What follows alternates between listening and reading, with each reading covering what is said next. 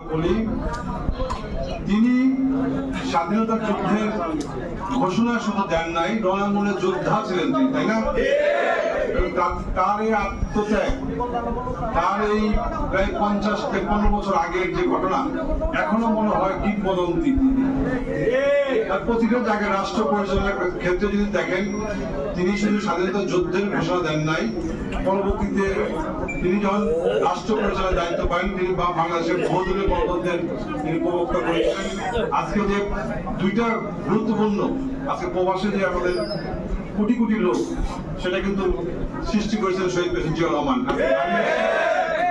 আজকে শহীদ প্রেসিডেন্ট জিয়াউর রহমান, আজকে প্রতিটা পত্রিকার স্বাধীনতা দিয়েছেন শহীদ প্রেসিডেন্ট জিয়াউর রহমান। আজকে তাদেরকে আমাদের শ্রদ্ধা জানাচ্ছি এবং আমাদের নেত্রী, আমাদের মা দেশনেত্রী বেগম খালেদা জিয়ার কথা কি বলবো।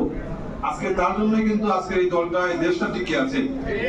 যে মানুষটা জীবনের শেষ প্রান্তে এসেও কিন্তু হাল ছাড়েন নাই। হাল ছেড়েছেন?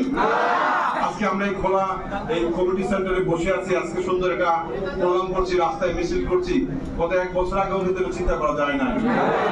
আমরা কিন্তু অবরুদ্ধ ছিলাম, সারা বাংলাদেশের মানুষ, কিন্তু একটা মানুষ কিন্তু প্রতিবাদরত ছিল, মৃত্যু সজ্জা ছিলেন। এইটা কিন্তু এই মুহূর্তটা কিন্তু আমরা অনুভব করতে পারবো না। আমার একজন পিতৃতুল্য মুরব্বী, তিনি বলছিলেন যে আমার বয়স 76, তিনি অসুস্থ, কিন্তু তিনি বলতে বলতে অসুস্থ হয়ে যান। তার এই বয়সের যে আজকের এই উপস্থিতি, আমার কিন্তু এটা তো বিবেচনা করা যাবে না। বলি তিনি স্বাধীনতা যুদ্ধের ঘোষণা শুধু দেন নাই, রণাঙ্গনের যোদ্ধা ছিলেন তিনি, তাই না? তার এই আত্মত্যাগ, তার এই প্রায় 50-53 বছর আগের যে ঘটনা এখনো মনে হয় কিংবদন্তি। তার প্রতিটা জায়গায় রাষ্ট্র পরিচালনার ক্ষেত্রে যদি দেখেন, তিনি শুধু স্বাধীনতা যুদ্ধের ঘোষণা দেন নাই, পরবর্তীতে তিনি যখন রাষ্ট্র পরিচালনার দায়িত্ব পান, তিনি বাংলাদেশের বহুদলীয় গণতন্ত্রের তিনি প্রবক্তা করেছিলেন।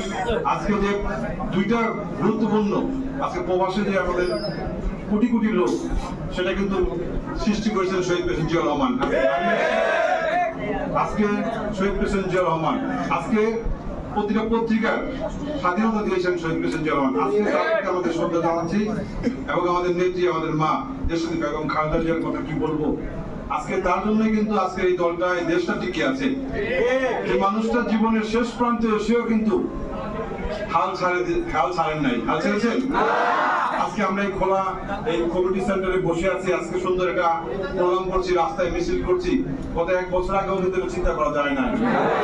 আমরা কিন্তু অবরুদ্ধ ছিলাম, সারা বাংলাদেশের মানুষ, কিন্তু একটা মানুষ কিন্তু প্রতিবাদরত ছিল, মৃত্যু সজ্জা ছিলেন। এইটা কিন্তু এই মুহূর্তটা কিন্তু আমরা অনুভব করতে পারবো না। আমার একজন পিতৃতুল্য মুরব্বী, তিনি বলছিলেন যে আমার বয়স 76, তিনি অসুস্থ, কিন্তু তিনি বলতে বলতে অসুস্থ হয়ে যান। তার এই বয়সের যে আজকের এই উপস্থিতি, আমার কিন্তু এটা তো বিবেচনা করা যাবে না।